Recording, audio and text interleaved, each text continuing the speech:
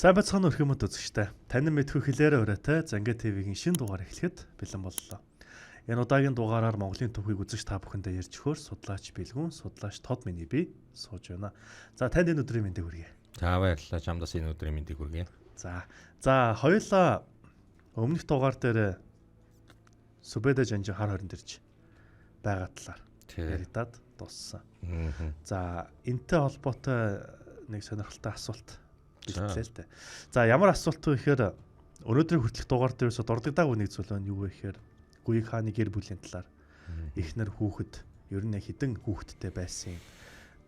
Тэр эхнэр нь яг ямар шүү одоо за бид нар ч өмнөх дугаар дээр сонссон л доо. Гэхдээ яг одоо тэр хүүхдүүдийн талаар ч юм уу, нэр усын талаар ч юм уу тэрний талаар та нэг тодруулж өгөөч гэж. Болон. Гүйг хааны хатан Огул Гамиш Түрэг эмэгтэй. Мэргэд аймгийн эмэгтэй л дээ.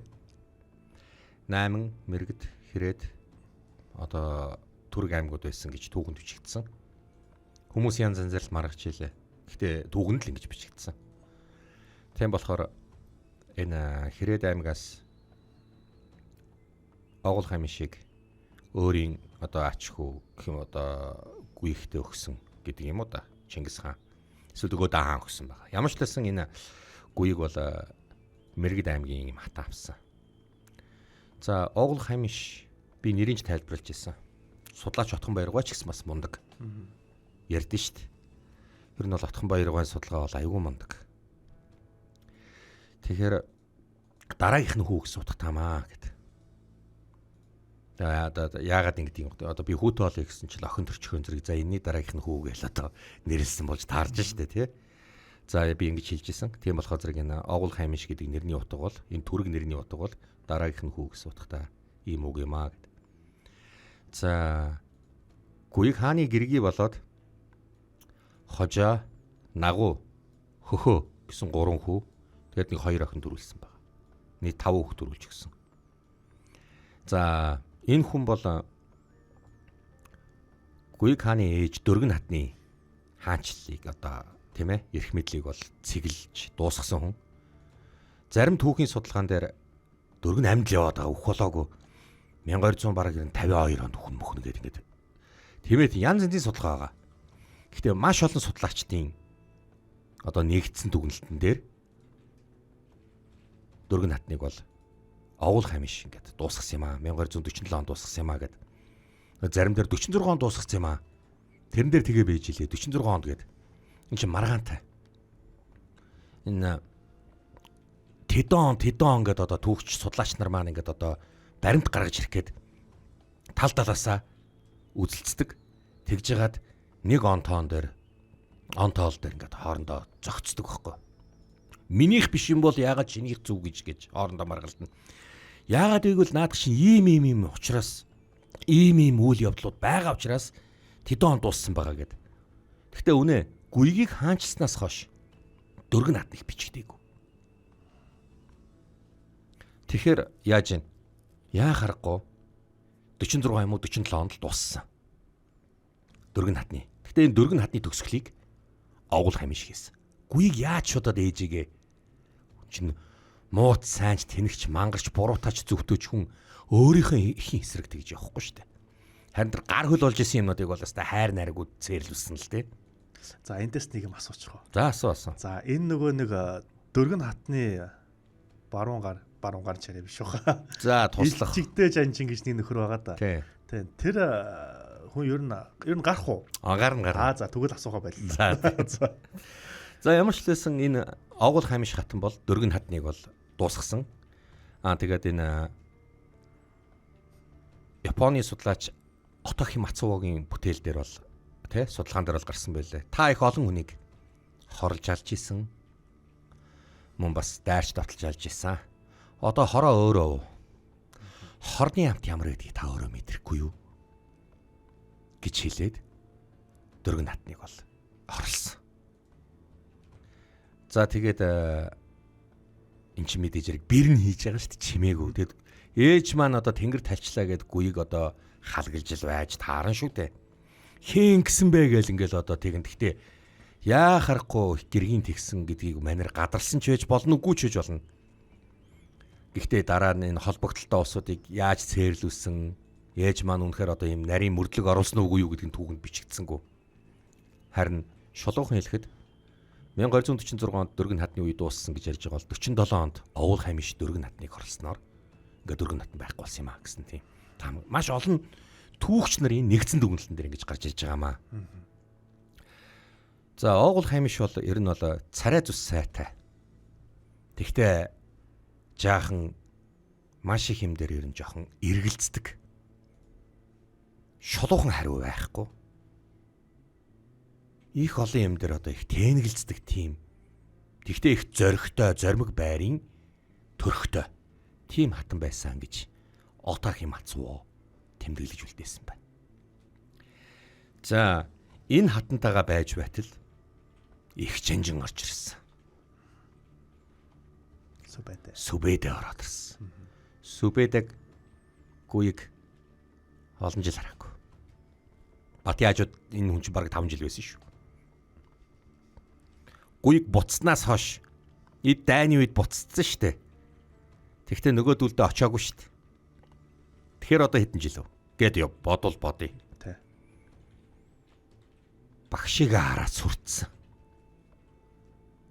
Их багшд нь та алжааж ядруу. Алжаал чилэр гэсэнгүй хаантам байна. Бат яаж байна? Одоо болтол би нөвчтэй гээд байгаа. Тийм ээ. Батын би нэг л илааршихгүй л байна. Яг ямар өвчин туссан юм бэ? Үүнийг би асуугаагүй. Түүнийг домнож байгаа одоч нар л мэдэх байлгүй. Та хар хоримд яагаад ирэв? Би гэр орноо саналаа. Их орноо саналаа. Бас олон жил хүний нутагт ч амьдралаа. Ойлголоо. Багш нь та ундаалж амар. Тантай би дараа төрийн асуудлын талаар ярилцсан. Ойлголоо. Их хаантам минь. Их жанжныг амраа. Алив шивгчин. Алив тэр хідэн шивгчид алив бүгдээрээ явцгаа. За одоо ингээд гуйг бол нэлээд сандарч л дээ. Хараад ингээд сүрдэж байгаа. Олон жил хараагүй ч гэсэн хараад сүрдэж байгаа шүү дээ. Сүбэдэ бол ер нь Монголын төрд маш нэр хүндтэй мундаг хүн. Монголын хаад ноёд ихэс дээдэс бүр ард түмний дунд нэр хүндтэй мундаг жанж. Хаантам минь. Багштай нэрлээ. Тэглээ. Бат үнэхээр өвдөөд ирэхгүй байгаа нь тэгээд үнэн болж таарж гинөө. Үгүй баха. Багшд нь тэгж л хэлэх бах. Өвдсөн ч өвдөөгүй ч тэгж л хэлэх бах. Багш нь яах гэж ирсэн болоо? Намайг тагнж мөрдөх гэж ирсэн болоо. Багштан заяавч гисэн би багштаа дараад нэг тухтай харна. Харин одоо би эзэнт гүрнээ хаан ширээгээ бэхжүүлэхийн хажуугаар эзэнт гүрнээ тэлэх гэхэд хамгийн зөрчилдөөнтэй хүн маань бат болоод байна. Тиймээс би эцгийнхээ бас нэг ордон байсан газар болох Имэйл гол руу явмаар байна. Имэйл гол одоо тийш явна гэдэг. Өгөөдөө хааны ордон байсан бас нэг газар л да. Имэйл гол. За Имэйл гол буюу Имэйл гол. За энэ шулуухан хэлэхэд ямар газар байсан бэ гэвэл одоогийн Бүгд найрамдах хятад улсын Шинжаан уйгурын Бүгд найрамдах хятад улсын баруун хойд хэсэгт байгаа Шинжаан уйгурын өөртөө засах оронд байдаг. Ил тарухтай одоо нуруунд ойролцоо байгаа Дөрвөлжин сумын нутаг. Тийм ээ? Дөрвөлжин сумын нутаг Эрчис мөрний одоо ирэг дээр байдгийн. Тэгэхээр яг энэ дээр Имэйл гол гэж байдаг. Харин нутгийн ард түмэн Имэйл гол гэж нэрлэлсэн. Уул нь Имэйл гол. За энэ Имэйл голын хөвөөн дээр Өгөөдөө хааны ордон бас байсан. Ийшээгээ явж гин.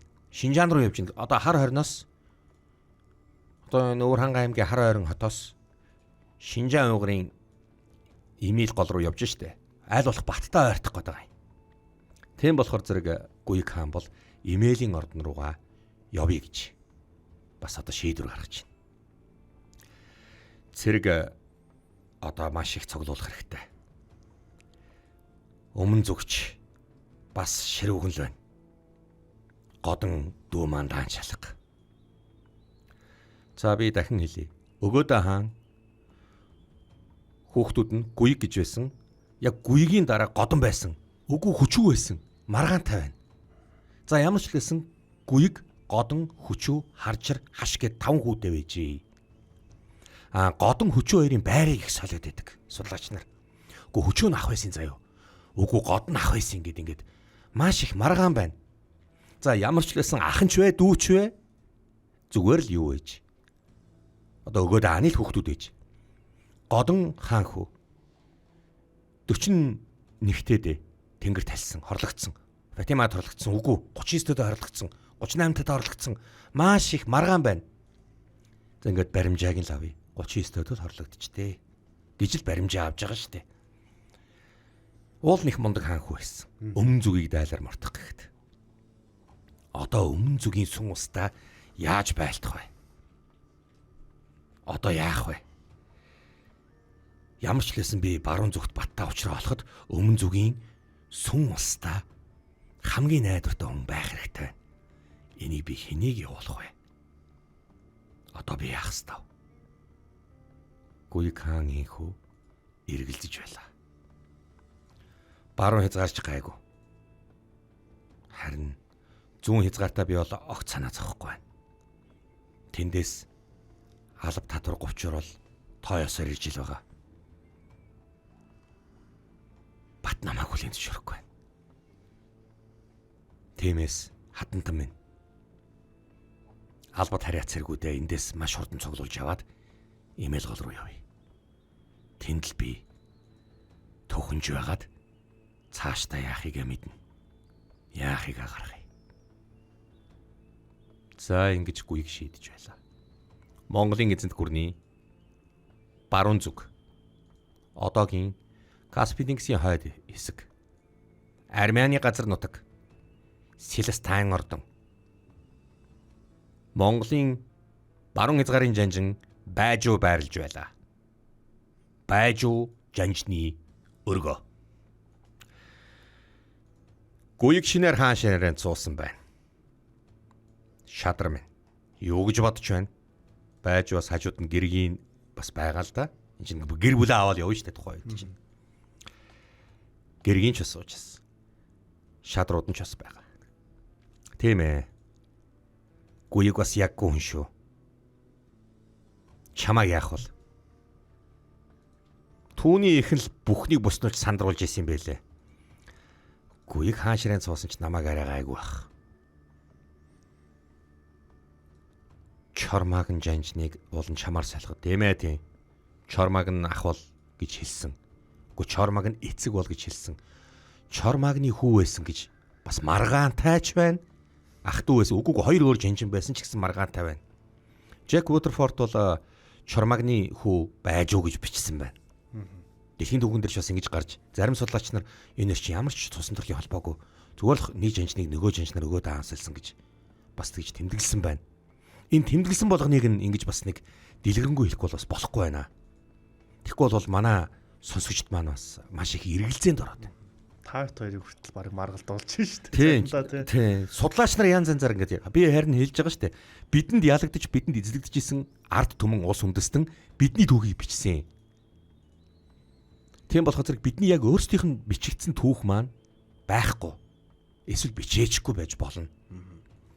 Тийм болохоор Хятадын, Японы, Оросын, Иран, Персийн, Арабын, бүр Европын, Польш, Унгарын, бүр Английн нарийн ярих юм бол бас Америкийн түүхч нар бас Монголын түүхийн талаар маш их судалгаа явуулсан юм аа. За ямар ч лсэн гэж одоо Байжуу жанжин Силастайн ордонд байж байсан. Баруун зүгийн Дарданеллийн хоолой дээр байгаа цэргүүд хэр байна? Тэд нар гайг байгаа. Тунд ажгүй. арын хангамж мөн арын алба бол маш сайн өгж байгаа. Тэд нар цаашаага дайрах тушаалыг тэсэн яд хүлээгээд байгаа. Би наадахыг чинь өөрийн биеэр хэдэн жил хүлээж байгаа гэж бодож байна. Одоо шинэ хаан ямар нэгэн тушаал өгөх л бах. Үүнийг би одоо хүлээгээл байж байна. Намаа гэдрэг татах нь уу эсвэл цаашаага давшуулах нь уу? Мэдх юм алгал байна. Уул нь би цаашаага ганц харайхад л грекчүүд юу ч биш. Бид нар цаашаага давхихад Европ биднээс айж л байгаа. Тийм болохоор ямар ч л байсан эндээс алба говчурыг тат. Цэргүүдэд арын албыг өг. Гэхдээ энэ захиргаанд байгаа ард иргэдийг амар жимэр байлга. Модын тултан татвар татж болохгүй шүү.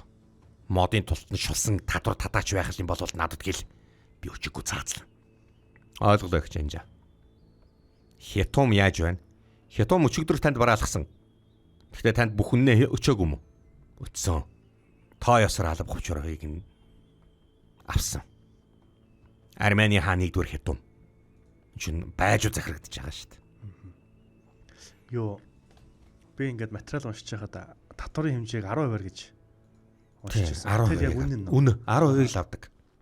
Тийм их амар модын тултны шулаа зовоогоо дээдгүй. За өнөөдөр бид нар татвар гэж даалуулж ин л да. Манай хаадууд эзэнт гүрний харигс догшин хаадууд маань ч гэсэн ард түмнээс бас нэг арайч ингээгүй зүгээр ард түмнээс 10% л авч байгаа шүү дээ. Говчур гэдэг яадаг вүлээ? 1-3% л авдсан шүү дээ. Тун багыг авдсан шүү дээ. Ердөө 1-3%. Тий. Чи 100 онтой байх юм бол говчур гэвэл би нэгийг авдаг байхгүй. Эсвэл 2 онь л авъя гэдэг. Алба татвар гэвэл нэг 10 гэдэг чинь чамаас 10 онь авчиж байгаа байхгүй. 90 чинийх. Говчур гэдэг чинь бүр багасгаж өгж байгаа шүү дээ. Тийм биз? Ямар ч лсэн энэ эзэлсэн энэ харь орныг эзэлчихэд байгаа. Гүйг ягаад хүн амын тоолгоо явуулсангүй чиний зүв байсан. Хүн амын тоолгоо зөв гаргаж байгаад алба татвараа өөрөө яг хэр зэрэг их алба татвар сард цуглах ёстой юм бэ гэдгээ өөрөө бас тооцоолж баримжаалсан шүү дээ. Тэгэхээр ямар ч байсан баруун зүгийн энэ хязгаарыг захирч байгаа байж уу шанжин. Өөрийнх нь захиргаанд байгаа, мэдлэлт байгаа. Энэ газар нутгаас алба татна, одоо алба говчур авна, хоёрдугаар бас цэрэг эсвэлнэ. За яг ийм тохиол.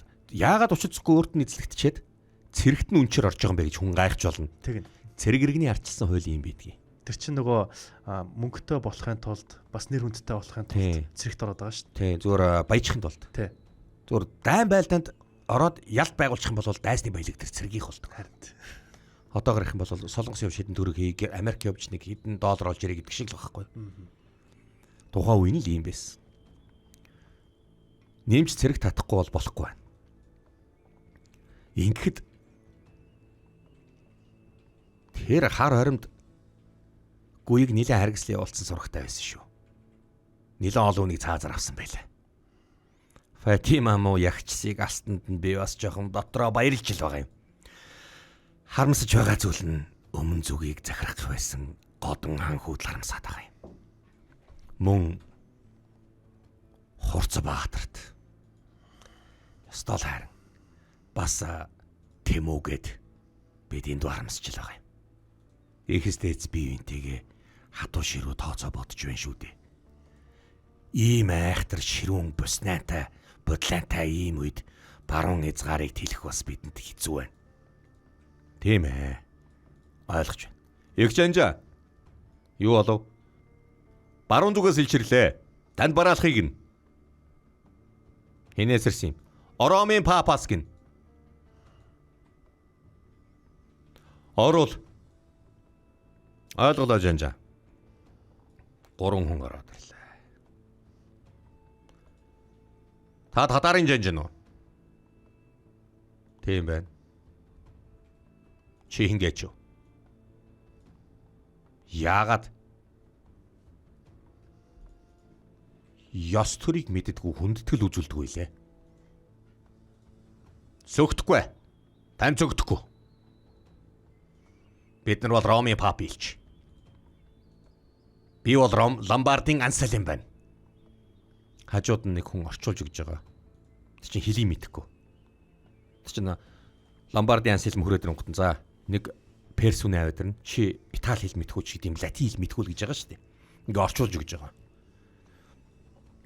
Пап бол цорын ганц Бурхны тушаалыг хорвоод биелүүлэгч. Хорвоод түгээгч үлээ. Гэтэл та нар манай загалмаатны шашинтай орнуудыг үгүй хийсэн. Тийм учраас та нар шиг тамийн дайчдын өмнө би өвдөг нуглан согтөхгүй. Пап бол цорын ганц агуу Бурхныг хүү Иесус Христийн сургаалыг дэлхий дахин түгээдэг. Харин та нар бол манай загалмаатны шашинд бүр орох ёстой шүү. Жинхэнэ Бурхны шашинд орох ёстой. Та нар шашингүй байна. Тийм болохоор та нар бузар булаа болохныг үлдэж байгаа. Юу гэнэ энэ? Юу гэнэ? Хурж ирчээд хүндэтгэлж үзүүлэхгүй. Энэ гурыг барь. Ромын пап илчээ алуулчаад зүгээр байхгүй байх шүү. Их омглон залуу байна. Яадаг гинэ? Энийг хэн гисэн бэ? Ламбардын Анселм. Их жанжин байна.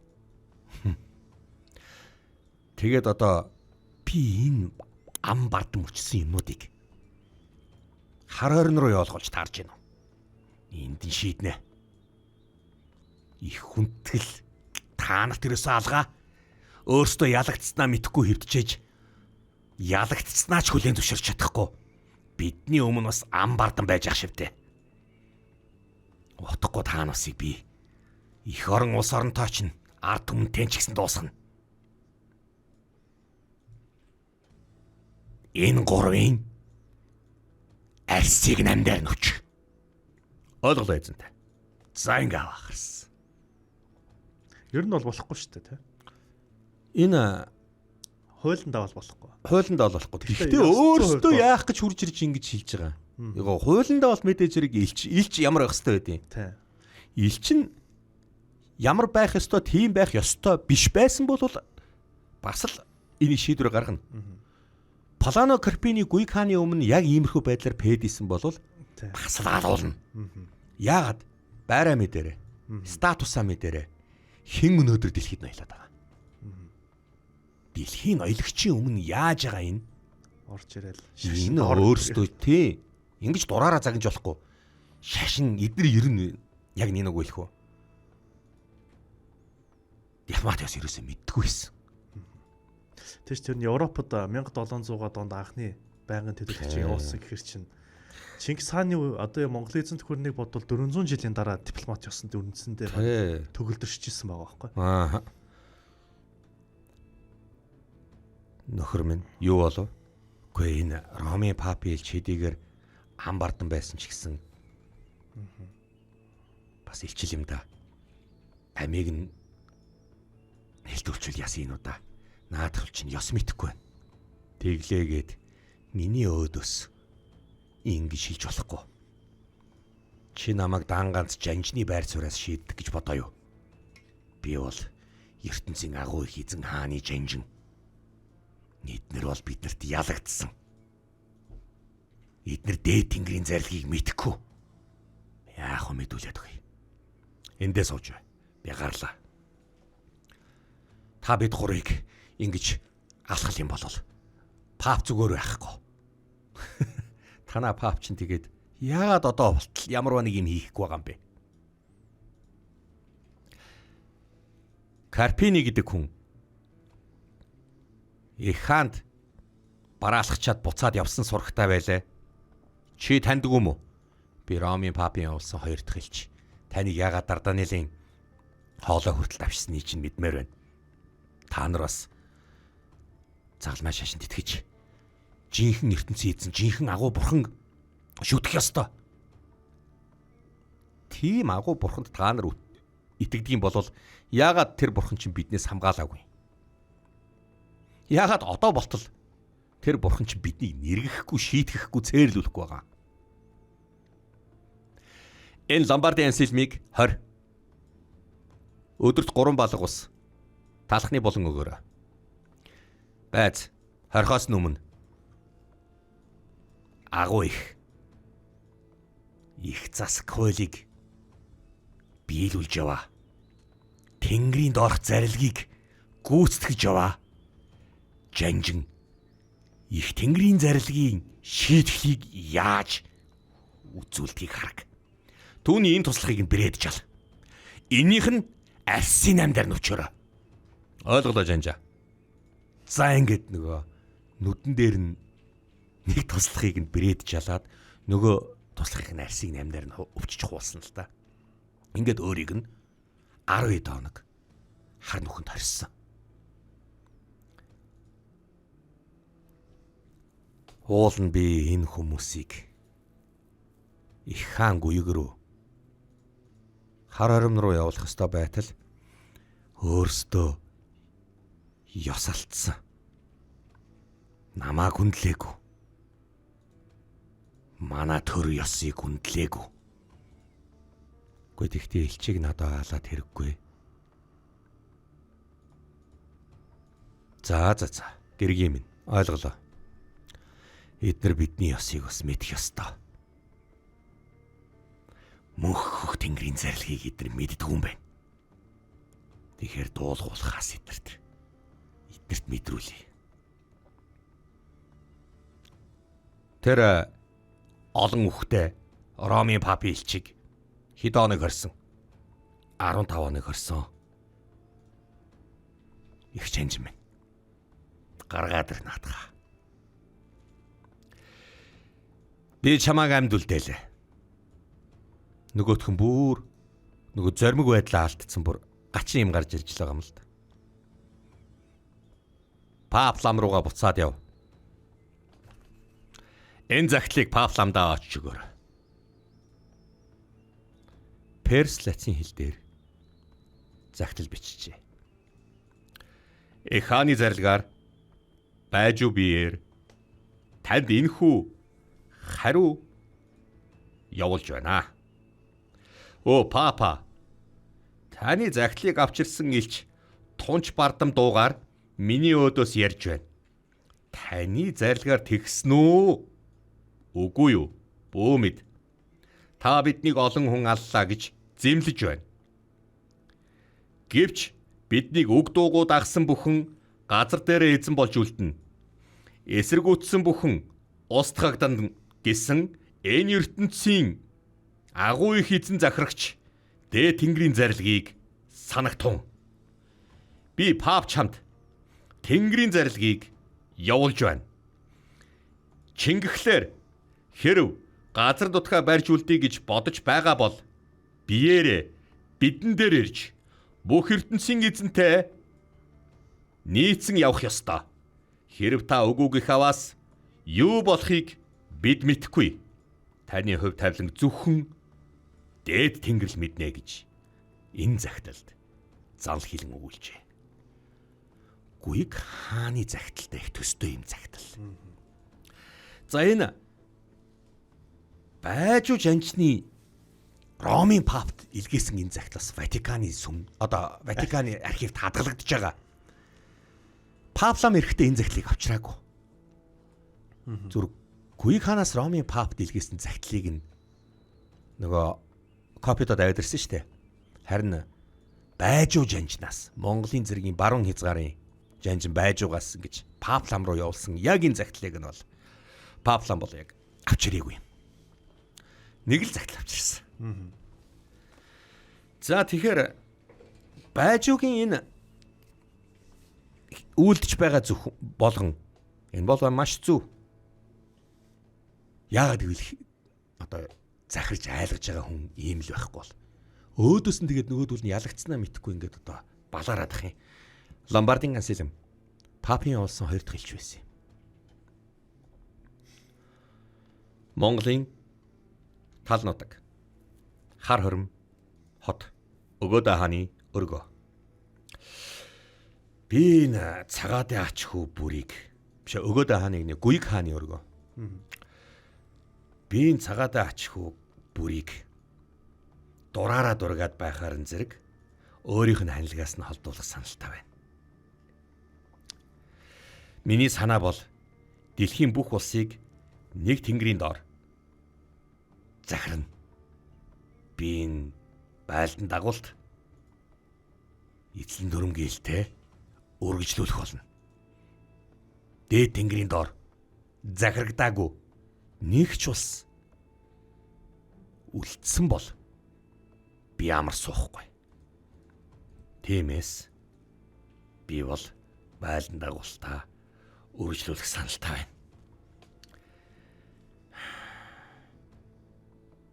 Сүм устдаа дайнзарлана. Бүх бөө зайрангуудыг авчир. Их тугийг тах. Гүй хааны зарлаг. За ингээд сарлагын одоо ширээр хийсэн ч гэдэг. Заас айхтар тийм идэл хэрэгэлтэй бөө зайрангууд ирээл бөөлөл дээд тэнгэр хайлтж байна гүй хаант минь. Далай хаан гүйг та сүн улсыг даруу дайлаар мордвол зохилтой гэж дээд тэнгэр хайлтлаа. Ойлголоо. Тийшээ хэнийг нь явуулах юм? Хэмдч дийлдэхгүй хүнийг явуулах ёстой. Ойлголоо. Их багшийг дуудвал. Мэдлээ эзэнтэй. Багшд нь та аян замын алжаалаа тайлж амарч чадав. Тэгсэн. Би танд нэг чухал даалгавар өгөх бодолтой байна. Үүнийг одоо зөвхөн таалж чадна. Дүү годон маань амьд байсан болвол би түүнд өгөх байсан юм. Гэвч дүү маань одоо байхгүй байна. Таал энийг гүйцэтгэж чадна. Та Тангадын газар нутаг дээр байгаа Жанжин цагаантай хамт Тангад улсын газар нутгийг захирч байгаа цагааны цэргүүдтэй хамт мөн цагаантай хамт өөрийнхөө цэргүүдтэйгээ хамт сүм улсыг дайлар мортох эрхийг би танд өгж байна. Өдрийн сайнаа үзэн өөрийн таавар та явтугай. Ойлголоо. Хаантам байна. Зарлиг дагъя. За, нэгдүгürt хамгийн аимшигтай дайсан улс руугаа явуулж байна. Хамгийн мундаг жанжнаа явуулж байна. Тийм ээ? 3 дугаарт сүбэдэгээс өөр айгаад байгаа. Тэр өөрөөсөө бас жоохон холдуулж байна. Гүйгийн одоо юм зарлиг байгаа юм. Ийхүү Гүйг хаан тэр 1247 оны 10 дугаар сард Эмээл гол дээр ордондоо хурж ирж түүхэнжээ. За тэгэхээр сүн улстай ингээд дайн зарлах асуудлыг Гүйг хаан бол яа харахгүй шийдчихсэн. Цусан төрөллийн цусан ургийн хүмүүсээ дуудсан. Одоо ах дүүсээ дуудсан. За ингээд одоо цусан ургийн талаас тус бүр 2 хаан хүү сүн улс руу дайлахаар явна. Мөн 10 тус бүрээс итгэлтэй 2 хүн авч шинээр айран бий болгоно. Тийм учраас толуугийн албатуудыг болон толуугийн мэдлийн цэргүүдийг санал үл харгалзан хүчээр цэрэгт тат. Ингэхгүй болвол их хуралдаа өөртөө цэрэг өгөхгүй. За яг юм болсон. Хамгийн гол нь багтцлыг хэрэгэлцээд байгаа. Энэ өөрөө цаагуураас батаас их болгоомжилж байгаа бөгөөд батын хоёрын зөрчил одоо болцол хадгалагдаж байгаа. Кивэр үсийн дараа яаж хэрэлцснээ ч Гүйг бол мэдж байгаа. Эднүсийн хооронд хичнээн аимшигтай зөрчил болж бие өнөргөө сэлэм сугалж исэн нь ч үлээ энийгээ ирэх биш мэдж байгаа. Тэгэхээр хамгийн гол асуудал нь Батыг л болгоомжлоод байгаа юм. Монголын эзэнт гүрний зүүн хэсэг. Монголын тал нутгийн зүүн хэсэг. Толоо эзний харьяаны газар. Сорхогд наатны өргөө. Гүйг бидний албатыг татлаа. Харин би та дөрвийг дөрвөлэн гэж намж үлдлээ. Тэгэхгүй бол хоёрыг нь заавал цэрэгт авах гээд байсан юм. Энэ гүйг Монголын уламжлалт ёсоор намайг хаднаа болгох гэж байгаа боловч би татгалцсанд их ууралж байгаа бололтой. Тэгээд ч одоо гүйгийн цаг нэр нь дуусхийг гэж би бодож байна. Та нар намайг дохиоход бэлэн байж чадах уу? Мөнхөө. Чадна ээж. Ховлаа. Чадна. Хүлээгүү. Чадна ээж. Ариг бүх. Чадна. Та тушаалаа л үг. Сайн байна. Бид гүйгийг зайлуулна. Гүйг харин имэйл гол руу яваад өглөө. Тэмүүгөө отчих байхгүй болсон. Одоо тал нутагт надаас өөр илүү ирэх мэтэлтэй хүн байхгүй болох нь. Байхгүй хооронд нь би хар армийг эзэлнэ. Тийм учраас гүйгт нэг эвгүй юм тохиолдлох байх. Ямар ч л байсан гүйгийн талаар би өөрийнхөө хүнээ тийшээ гүйгтэй хамт явуулсан байгаа. Өдөр болгон надад гүйгийн мэдээллийг явуулж байгаа. Тиймээс их хэсэгтээ цагийг л үлээ. Намайг тохиоход та нар бэлэн байгаарай. Мөнх уугангүй минь. За ээж. Чиний хаан болох цаг утгагүй. Ойлголоо ээж. За сорхог танаад нь ийм үйл ажиллагаа явуулж ирсэн. Монголын ёс энэ бараг ер нь 1800 он 1750 он хүртэл үргэлжилсэн нэг ёс байгаа. Хаан тэнгэр тайлахад хааны бүх хаттууд дараагийн хаанд очдог. Дараагийн хааны хатан болно. Өөрийнх нь ээж болж үлдэнэ. Ах нь хаан байлаа гэж бодъё. Ах нь хэрвээ байлдаанд ч юм уу өвчнөр ч юм уу зүгээр ямар нэгэн байдлаар нас ороход ахынх нь бүх эхнэрүү дүүгийнх нь болдог. Тэгэхээр тулуу байхгүй болоход өгөөдөө тулуугийнхаа эхнэрийг сорхогтныг миний хатан болооч гэсэн татгалцсан. Тэгэхээр одоо өгөөдөөгийн хүү гүйг бэргэн ихчээгээ миний хатан болооч гэж хэлсэн. Бас татгалцсан. Энэ зүгээр яг ийм зүгээр заавал тэгэх ёстой байсан юм. Яагаад вэ гэвэл хааны хатан болохоор зэрэг хүндэтгэлтэй өөр хинийгэнд очих ёсгүй. Тэгэхээр бас хаан хүн шиг хүндэл очно. Хоёрдугаарт дараагийн хүний хамгаалтанд очих ёстой байлдаг. Хэрвээ тэгж чадахгүй бол дахиж одоо нөхөрт гарч болдог юм. Бараг байдгүй юм байл шүү. Нөхөрт гарддаг. Ийм ёстой байсан юм. Тэгэхээр яг энэ уламжлал ёсны дагуу гүйг бол гуйсан, миний гэргий болооч гэсэн татгалцсан. Тэр гүйг бас дотроо их дургуутсан. Энэ ер нь бол Батын талынхтай бас холбоо тогтоочч магадгүй гэж гүйг бас одоо маш их сэжиглсэн байгаа юм. За одоо гүйг цэргээ бэлдээд одоо Баттаа л нэг ямар нэг юм болох гээд байна гэд өнцөг болон бүрээс цэрэг татчих эхэлсэн. Их хуралдаа харин энийг таслан зогсоосон.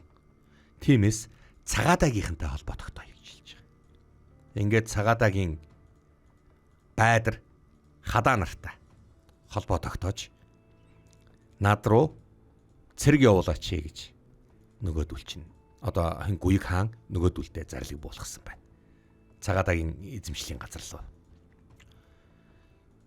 За одоо ингээд их хуралдаа бол өгөхгүй байгаа шүү дээ цэргийг бол. Цэрэг бол за их хаан зарлиг буулгачнаа тэдэн түмэн зэрэг гаргалаа гэж шүү дээ тий. Дихгүй.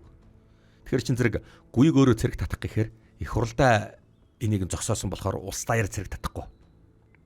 Нөгөөдүүлээс л тусламж гуйж байгаа. Цагаадаагийнхаа талаас л аль та нар өөрсдийнхөө мэдлийн цэргүүдээс наашаа явуулаач гэж ингэж гуйж байгаа. 1947 оны 10 дугаар сар Өмнө зүг Хөхмөрөн Нанжин одоогийн Нанжин хотын Жаахан урагшаа. Нантууны хот. Их жанжин сүбэдэ. За энэ усаар л яа харахгүй сүн ус руу орох юм байна. Цагаан годонгийн байрлж исэн газараас хэрвээ орвол юу болж байна? Маш их хадасга ихтэй. Байц бэрх таваа их байна. Морд гимтэж цэргүүд хаднаас нисч ух аюултай байна. Годон өөрөө хөхнөөр төвдөд байрлалаа болон тогтоож исэн юм. Тэр зүгээр л стратегийн газрыг хамгаалж исэн. Хэрвээ дайрсан бол годон арай өөр. Миний бодлоор тэр жагрын орноос л дайрыг гэж ботсон байх гэж би бодож байна. Жагрын орн тийм байгаа юм бэ. Харжир байсан. Харжир одоо хаана байгаа? Харжир годон ахыхаа гуйлтын дагуу хөхнөр төвдгийг мэдлэлд оруулсан. Гүйг их татгалзаад л байсан л да. Гэхдээ яг таалаар нь болгосон байлаа. Тэгээ харжирын цэргүүдийг яасан? Гүйг аваа яваадагцсан. Харжир тэгээд нэг өөрийн харьяаны хитгэн шадар цэргүүдтэйгэл хөхнөр төвдгийг дангаар нь захирж байгаа эргүү. Тийм л болж таарж ин да. Их чанж мэн. Бүх цэргүүдтэй онгоц хийжиг. Гэхдээ ийм загварт онгоц байх ёстой шүү. Энэ онгоц бол үүгээр хамгаалттай, дээгүүрээ ингэж хамгаалтай. Хэрвээ энэ чи ширвэгчний, ойсон ширвэгчний сум онхол юм бол зөвхөн хотоо тэр чигрээ цөмөрөхгүй. Ингэж ийм онгоцуудыг хийн. Тэгэхээр нэг онгоцонд багаар отоход 150 зэрэг суух ёстой. Одоо энэ чи борооны улирал эхлэх гэж байна. Тун утахгүй борооны улирал эхлэх гээд байна. Цагаагаар дэндүү сайхан байна. Тэгэхээр энэ сартаа багтаач. Бүх гар орчууд цэргийн инженерүүдийг энэ авчир. Сүм ус руу бид нэр усаар орно. Тэрүүхэн тийч хөхмөрний цаана ханжоо байгаа. Тиймээс энэ бол сүнгүрний сүм усын нийслэл юм. Хамгийн чухал зэрэг нь усаар орж ирнэ. Сүм усын зэргүүд биднүүсийг усаар орж ирнэ гэж бодохгүй байгаа. Их газараа л орж ирнэ гэж бодож байгаа. Биднүүсийг усан цайн гэдгийг ч тэд нар санаанд нь ороочгүй. Тийм учраас бид нар хөлөг онгоц юм. Бид нар Нантууны бомбтоос тойрно. Яг ингэж тойрно. Цагаан харж бай. Ингэж тойроод бид нар Шанхайд газардна. Шанхай бол зүгээр нэг тариачдын тосон байгаа. Яг энэ имзэг сэдвэр нь. Яг энэ имзэг хэсгээр л бид нар орно. Үүгээр сэтэлнэ. Тийм болохоор бүх инженерүүдэд энэ тушаалыг өг. Нууц. Хэрвээ энийг миний тушаалыг задлсан байх юм бол тэр хүний хэрийг огтлаараа. Ойлголоо гэж энэ та. Мэдлээ. За ингээс үбэдэ. Сүм усыг даалахаар бэлтчихлээ. За өстой сонирхолтой хэсэгтэй л ирлээ дээ. За ингээд бид нарт бас Монголын түүх ингэж гайхалтай сайхан ярьж өгч байгаа танд маш их баярлалаа. Тэгээд үзэгчдийн өмнөөс ч гэсэн бас талархал илэрхийлээ. За энэ удаагийн дугаарыг энэ хүрээд төр завсарлаа. Тэгээд үзэгч та бүхэнтэйгээ бидний үйл хэргийг дэмжиж бидний одоо бичлэг дор лайк, subscribe дарахаа бити мартаарай. Тэгээд дараагийн дугаараар эргүү уулзалтлаа. Баяртай.